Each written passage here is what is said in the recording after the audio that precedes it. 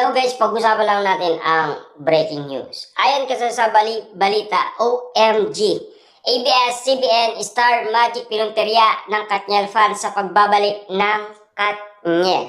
Na alam niyo naman siguro kung bakit ginagawa ito ng Katniel fans. Dahil nagawa na nila ito patungkol umano sa Katden movie.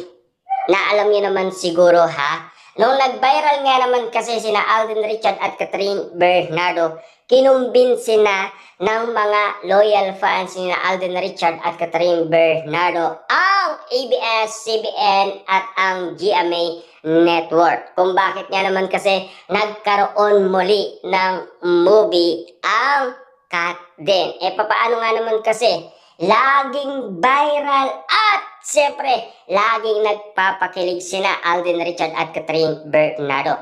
Nalaman nyo ba yung inalikan ni Alden Richard sa kamay si Catherine Bernardo na talagang iyawan at sigawan, lalong-lalo na yung kilig at kabaliwan ng mga fans, talagang sagad na sagad talaga. Grabe, kaya nga naman kasi sabik na sabik sila sa pagbabalik ni Alden Richard at Catherine Bernardo. Kaya nga naman kasi pinagkaguluhan ang nasabing movie ng Katden. Dahil din sa galawan Alden Richard.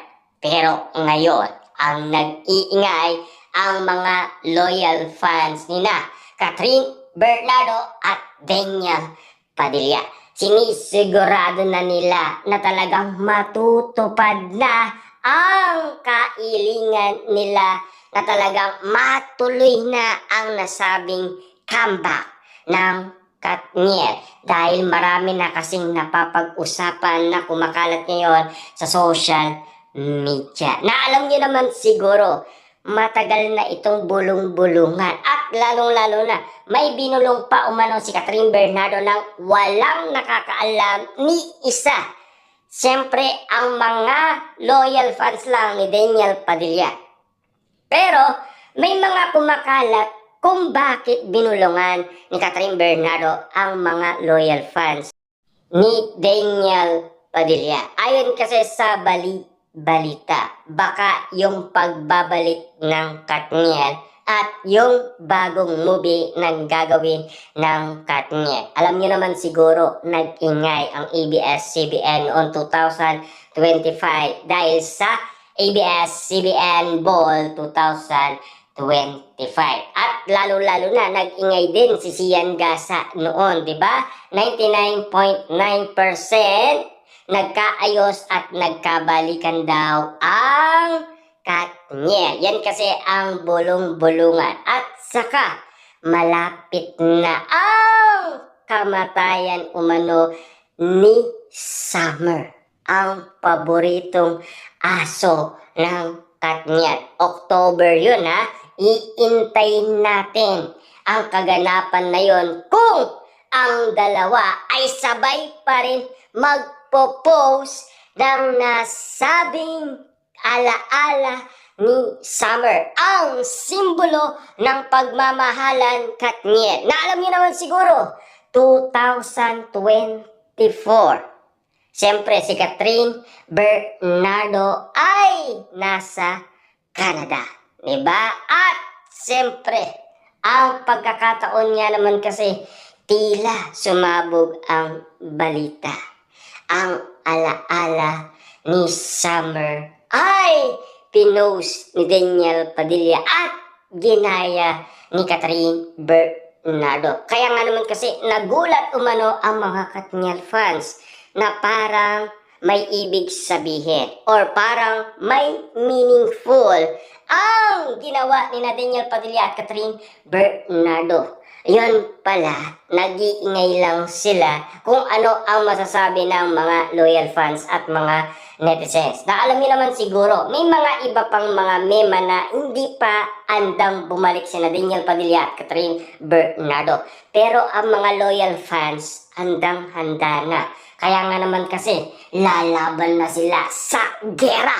Para nga naman kasi mapilit lang ang ABS-CBN. Kaya nga naman kasi pinuntirya na nila, para nga naman kasi sinisigurado na nilang inaawakan na ang nasabing bagong movie ng Katniel. Ayon kasi sa bulong-bulungan. Na alam niyo naman siguro, matagal na iningad ni Daniel Padilla ang pagkakataong ito na sana magkaroon sila ng pagkakataon ni Catherine Bernardo tanggapin pa ng maraming tao. Lalong-lalo na kasi ang mga manonood. Na alam niyo naman siguro, matagal-tagal na rin itong sanang mapanood. Kaso nga lang, nagkaroon ng pandemic, nagkaiwalay sila, at siyempre, nabitin noon 2025. Itong 2026 na to, sinisigurado na ng mga Katniel fans na hindi na bibitawan pa.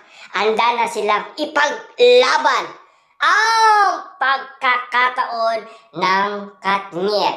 Ito na ang tamang pagkakataon. Ito na ang tamang way para mag-ingay ang mga Katniel fans para kina Daniel Padilla at Catherine Bernardo. Siguro noon tumahimik sila dahil sa pagkakataon nagkaiwalay umano sina Daniel Padilla at Catherine Bernardo. Kung sino man ang bumangga, siyempre lalabanan talaga ng mga Katniel fans. Talaga ang dami nga naman kasi, marami nga naman kasi ang sumubo, pero hindi nila kinaya.